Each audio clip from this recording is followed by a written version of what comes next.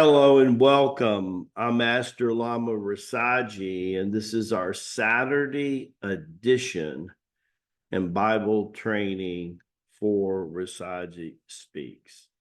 I hope you've had a wonderful week. Let's look at our title of our lesson today, The Hour of Glory, reflecting on Jesus's proclamation of the Sunday. So think about it. Today, we're going to talk a little bit what happened a few weeks before in the Mount of Olives, where the Pharisees and the scribes were trying to entrap. Let's go to our Bible lesson. We're going to be reading today from John. We're in the 5th week of Lent, and we're going to read from John's chapters 8, 1 through 11. Jesus went to the Mount of Olives, but early in the morning, he arrived again in the temple area, and all the people started coming to him. And he sat down and he began to teach them.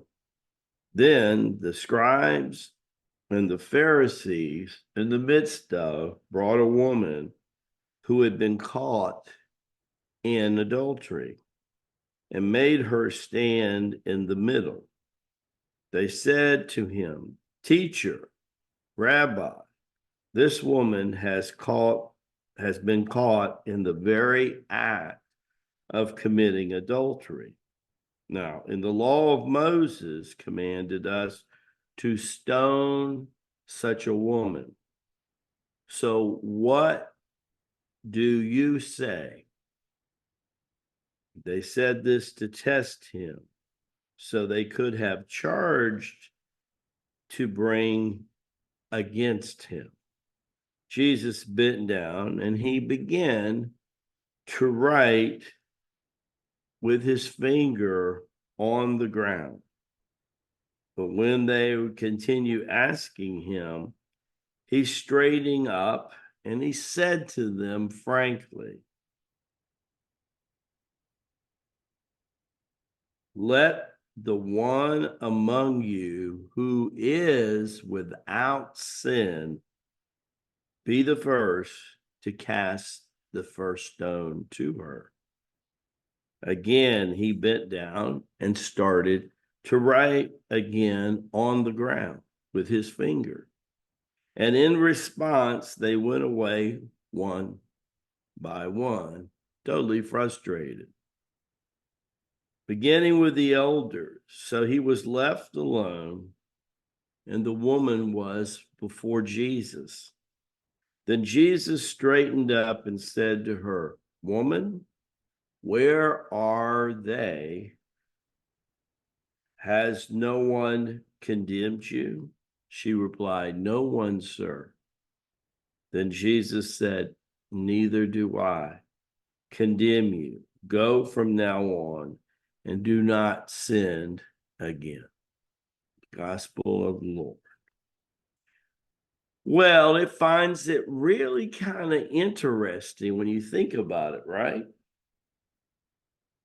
Really very, very interesting when you think about it. Here we are, that we're the weekend before Easter. We're moving into Palm Sundays, where Jesus is riding side saddle on a donkey into the temple. And the Pharisees and the Sanhedrin and the scribes, they are all trying to entrap him in any way they see fit, trying to bring charges against him. We did not know this at the time, but Judas was already having secret meetings with Antipas, the cohorts to Canopus, who was the head of the Pharisees and the Sanhedrin. They were already discussing a deal. That deal was 30 pieces of silver. When will you give us information so that we can capture him? They were now getting aggressive. They knew the tide was turning from them, and they knew that Jesus had won their hearts. Thousands of people he had won their hearts, and especially the women. It was 2-1 to 3-1, the women to the man. It's not much difference today when you look around at what's going on, right? Women had been suppressed for so long, taught, to sit over there, be seen, not heard. And Jesus was letting them participate just as well as he was allowing the men. Sermon on the Mountain, 10,000 women, 5,000 men. We only heard about the 5,000 men because it was a time of his story, the masculine review. John the Beloved made a point of his interaction between Mother Mary and Mary Magdalene that he would reach out to women. Remember, John the Beloved had the heart of Jesus. Peter had the will of the Father.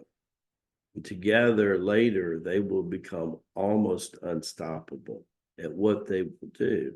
Spread the message to make pathway for St. Paul, who will then turn it on with fuel. But at the foot of the cross, as we move toward Easter Sunday, think about it. There is John the Beloved at the kneel, the only male apostle that's even close to the crucifix. Mother Mary's on one side of him. Mary Magdalene, her cousins, on the other side. Those are the three that are at the foot of the cross. Up until his dying breath, Jesus looks down and looks to his mother and said, "Mother, behold your son. And son, behold your mother." Very powerful moment. I remember when I had the crucifixion experience in this lifetime. I was sitting on a park bench I had meditated for a couple of decades already, from the time I was a teenager. But I came back and I had to know, was the crucifixion real? I'd already started having glimpses of my past life, the most recent one. I was even starting to have glimpses of Boganath, and I knew there was a connection between me and the beginning of Tai Chi Gong and the first Lamasery. But I had just started, before I left Tibet, to have visions of the incarnation with my big brother. I wanted to know more, and I'll never forget. I experienced that crucifix through the eyes and the feelings of Jesus. Abba put me inside of him on the cross and began to let me feel the pain and the suffering that he was going through. I had been fasting for about 12 to 18 days, pretty much a juice fast. I was real clear-minded, kind of floaty. I'd gone to the park where I had done Tai Chi Gong at sunrise for decades. But here I was sitting down, early 20s, 23, 24-ish, and here I was getting ready to experience myself. And then Abba shifted me into John the Beloved. And then that's when I knew. And I also knew a couple other things. As my life progressed years later, it was constantly Mary coming to me. And now it totally made sense. She saw me as Jesus's younger brother. I was not just his good friend. He was not only my amigo, my compadre, but he was my mentor, my guru in that lifetime, my master, everything. But he was preparing the way, his little brother, for the second coming, to get ready for what was happening. He said, I will send to you the second comforter, the comforter. He will make you feel comforted. He will always make you feel like you're being held in the arms of the divine. Whenever you're striving and your heart is troubled, the comforter, the manifestation of the Holy Spirit, my younger brother, he will be here with you to comfort you and to take care of you.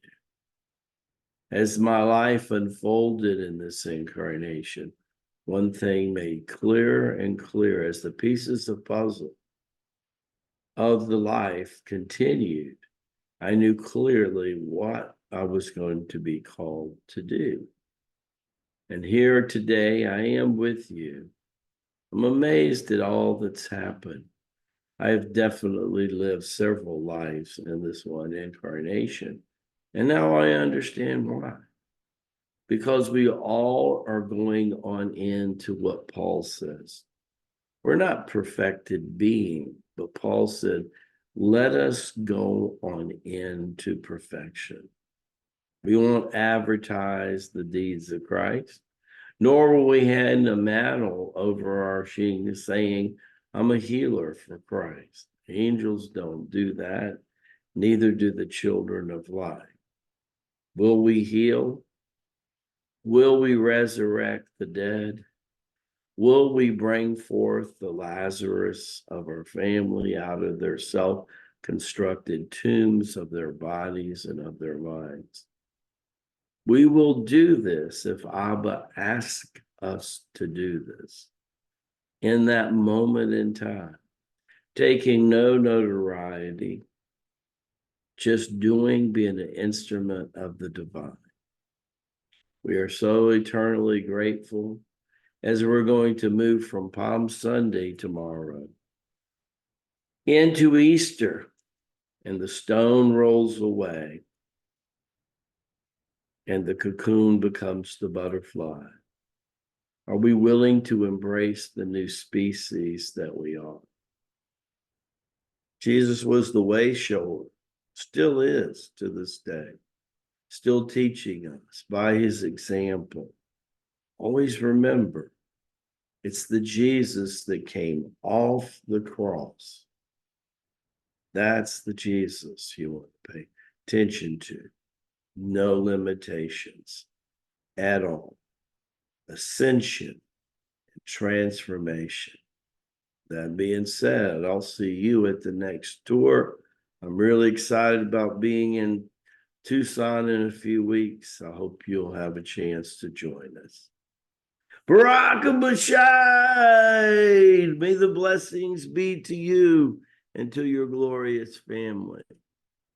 Enjoy your weekend, worshiping your God, loving on your family, being a blessing to someone that can't be that exact blessing to themselves. That's the way we are. God bless you all. Love you much. See you bright and early Monday on Rasaji Speaks. Don't be late.